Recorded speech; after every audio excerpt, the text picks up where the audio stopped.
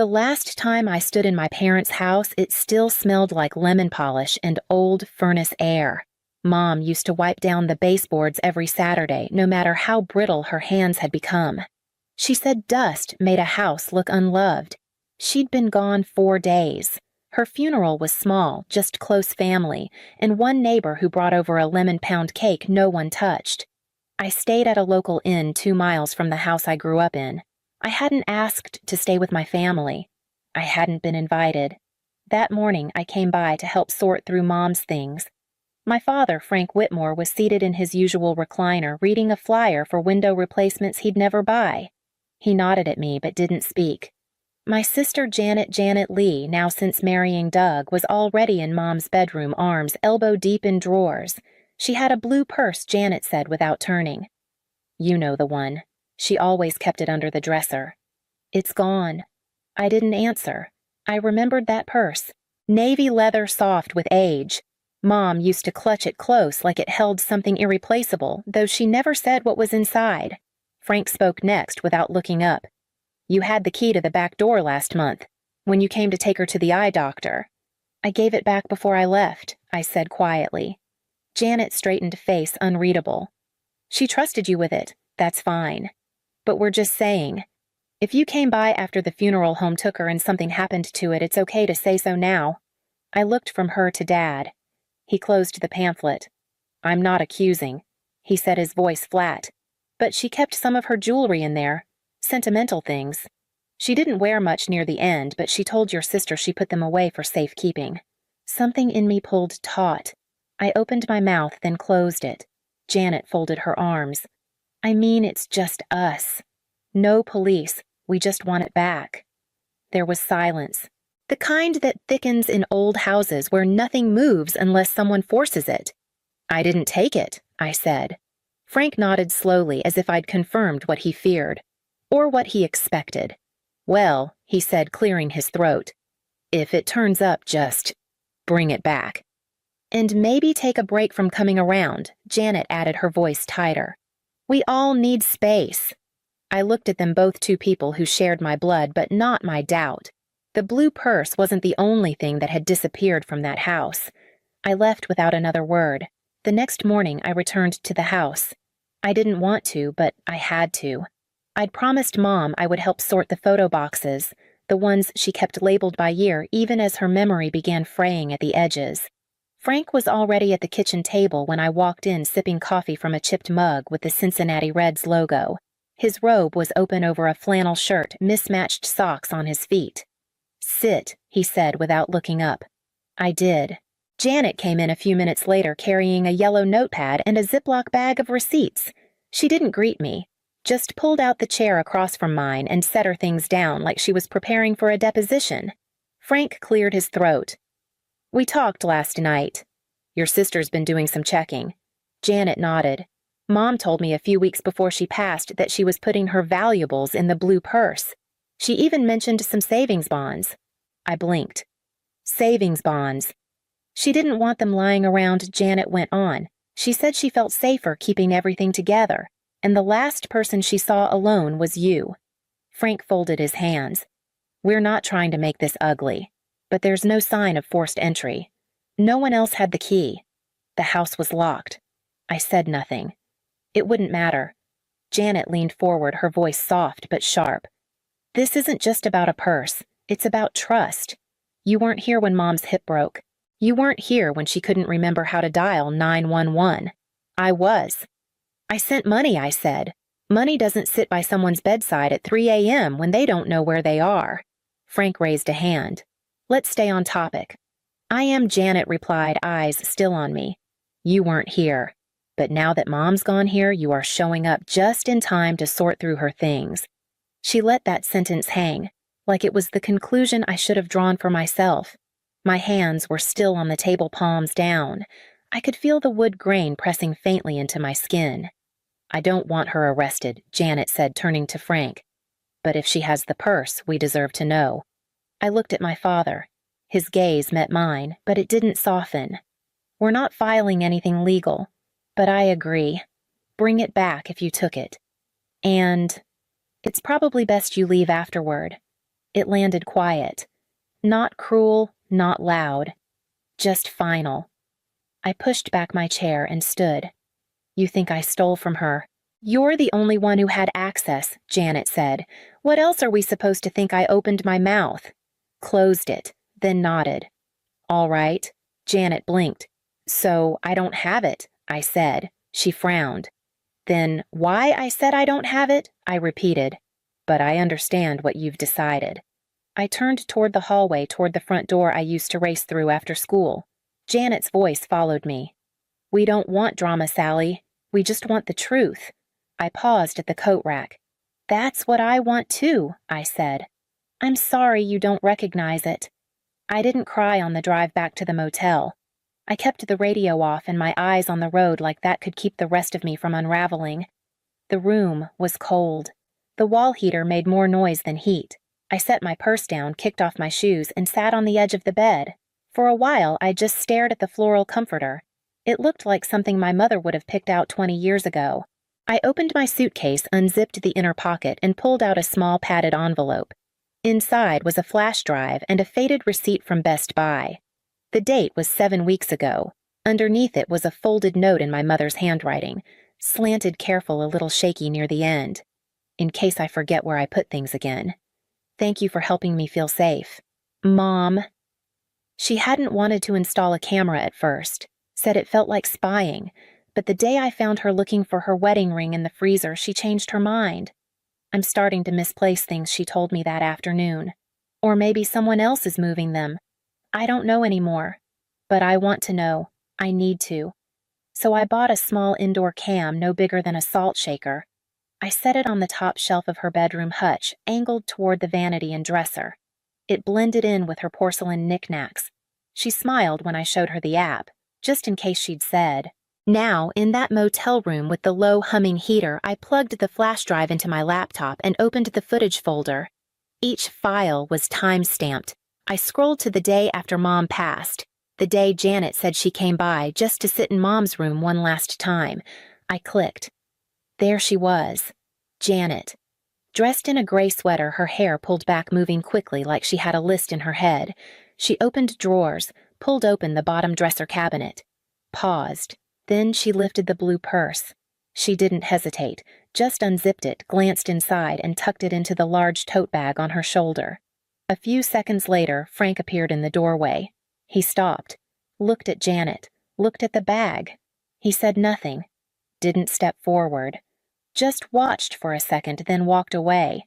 I watched the clip twice, and then I sat there, laptop warm on my legs, my mother's note still resting beside me. They hadn't just accused me. They had known exactly who took it. The next day, I didn't knock. The front door creaked the way it always had. The smell of brewed coffee and old carpet hit me like a childhood memory I never asked for. Frank was in his recliner again, a different mug in hand. This one said, Number 1. Grandpa, though he never used the title out loud. Janet was standing by the dining table, sorting envelopes into piles. She looked up. Her eyes narrowed, but she didn't speak. I walked in quietly, holding the laptop under one arm, a black cord trailing from my pocket like a thin leash. Frank lowered his cup. You're back. I won't stay long, I said. I set the laptop down on the dining table, same one where we used to carve pumpkins as kids, same one where Mom once burned a hole in the tablecloth with a candle, but pretended it had always been there. Janet crossed her arms. You came to confess. I opened the laptop. The screen blinked to life. No, I said. I came to show you something. I clicked the file, maximized the video, and stepped back.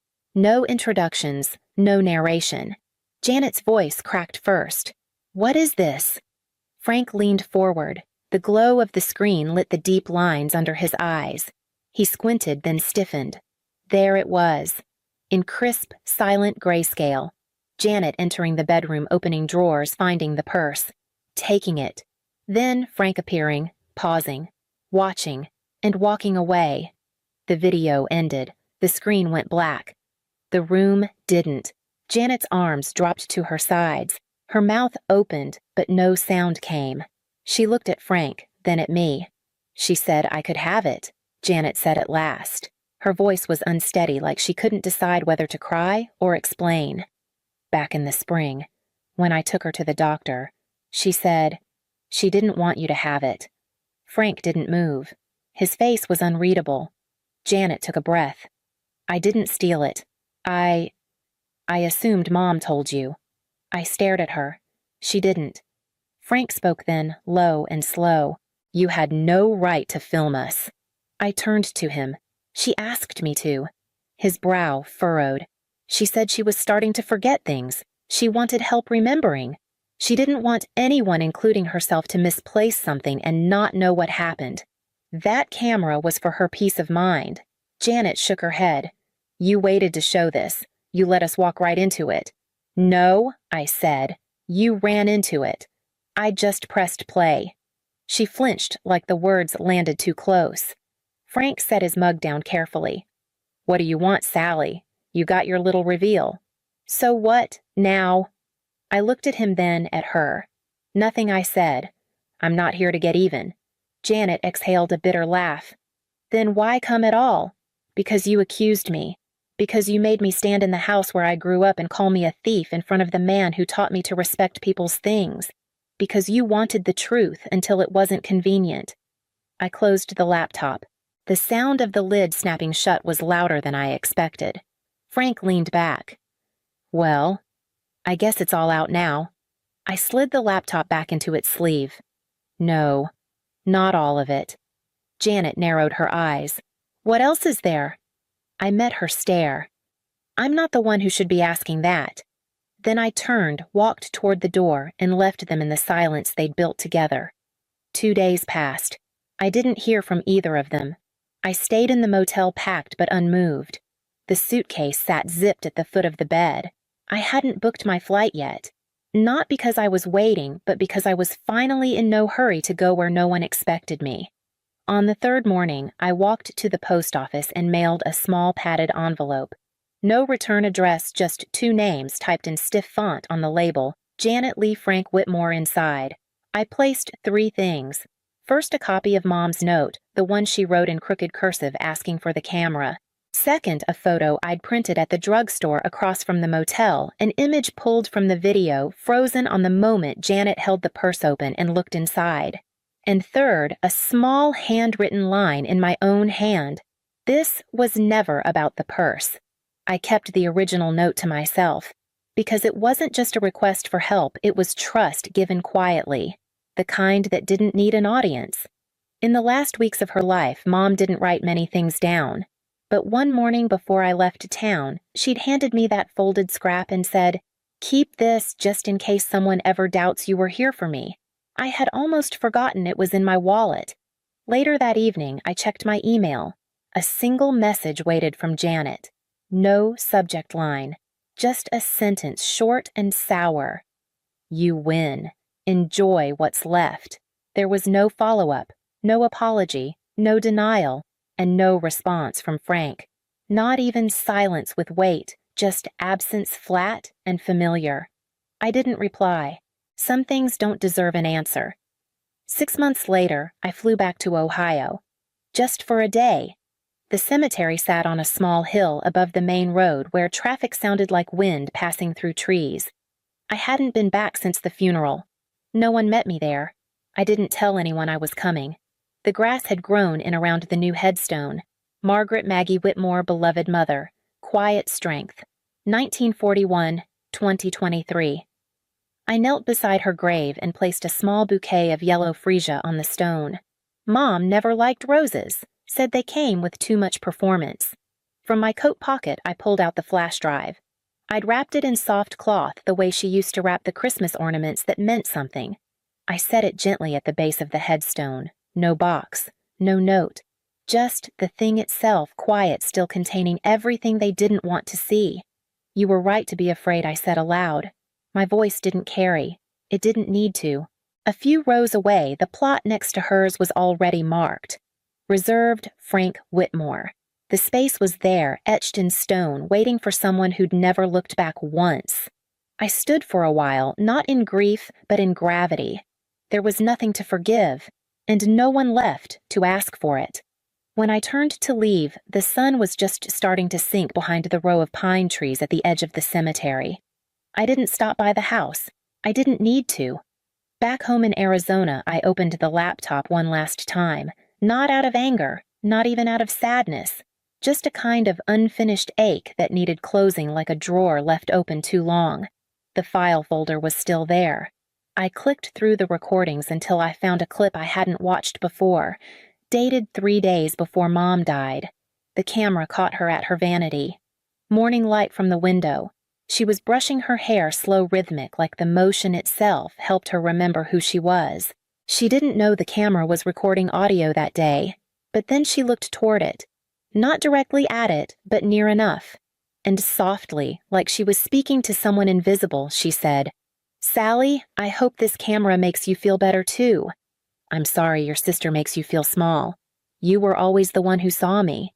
She kept brushing as if nothing had happened. I sat still for a long time. Then I closed the laptop. Carefully this time.